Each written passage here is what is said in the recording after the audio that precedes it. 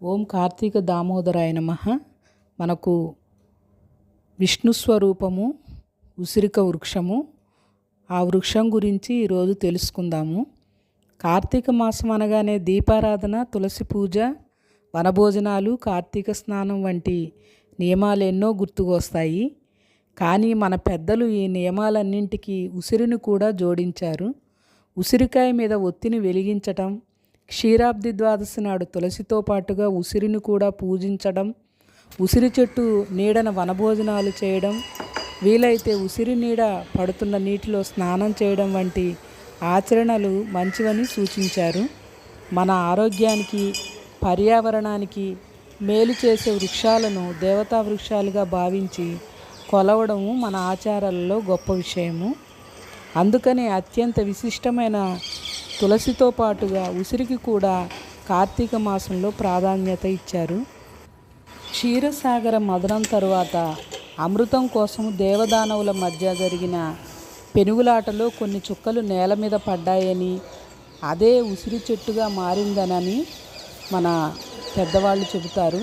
సకల వ్యాధులను నివారించి దీర్ఘాయువును ప్రసాదించే అమృతంతో ఉసిరిని పోల్చటము. ముఖ్యంగా ఉసిరి ఆమ్ల గుణాన్ని కలిగి ఉంటుంది. దీనికి ఆమలకము లేదా ఆమ్లానని పిలుస్తారు. కార్తీక మాసంలో ఉసిరికి ఎందుకంత ప్రాధాన్యత ఇస్తారంటే, చలి విజృంభించే కార్తీక మాసాన కఫ సంబంధమైన, జీర్ణ సంబంధమైన వ్యాధులు అనేకం వచ్చే అవకాశము ఉంటుంది. ఉసిరిని తీసుకోవడము, ఉసిరికి దగ్గరగా ఉండటం వల్ల ఈ దోషాలన్నీ కొంతవరకు పరిహారము జరుగుతాయి అనని ఆయుర్వేదం ప్రకారము ఉసిరి చెట్టులోని ప్రతి భాగము ఆరోగ్యాన్ని కలిగించేదనని చెబుతారు. ఉసిరి వేళ్ళు బావిలోకి చేరితే ఉప్పు నీరు కూడా తీయగా మారిపోయిన సందర్భాలు ఉన్నాయి. తులసి, ఉసిరి, వేప చెట్ల నుంచి వచ్చే గాలి చాలా శ్రేష్టమని మన పెద్దలు చెబుతారు. ఉసిరిలోని విటమిన్ సి ఈ మాసంలో వచ్చే కఫ సంబంధమైన జబ్బులను నివారిస్తే, అందులోని పీచు ఆమ్ల గుణాలు జీర్ణ సంబంధ సమస్యలను తీరుస్తాయి. అందుకే కార్తీక మాసం యావత్తు ఉసిరికి సంబంధించిన నియమాలు కనిపిస్తాయి. ముఖ్యంగా క్షీరాబ్ది ద్వాదశి నాడు ధాత్రి సహిత లక్ష్మీనారాయణ స్వామిని కొలుచుకుంటారు. ధాత్రి అంటే ఉసిరి. ఉసిరిని సాక్షాత్తు విష్ణు స్వరూపంగా కొలుచుకుంటారు హైందవులు.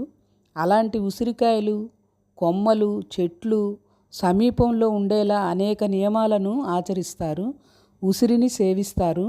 అప్పటి వరకు కురిసిన వర్షాలతో బలాన్ని పుంజుకున్న ఉసిరి కూడా ఈ సమయంలో చక్కటి కాయలతో, పచ్చటి కాండంతో శక్తివంతంగా ఉండి సకల ఆరోగ్యాలను ప్రసాదించేందుకు సిద్ధంగా ఉంటుంది. ఈ శరదృతువులో ఓం కార్తీక దామోదరాయ నమః. ఓం నమః శివాయ.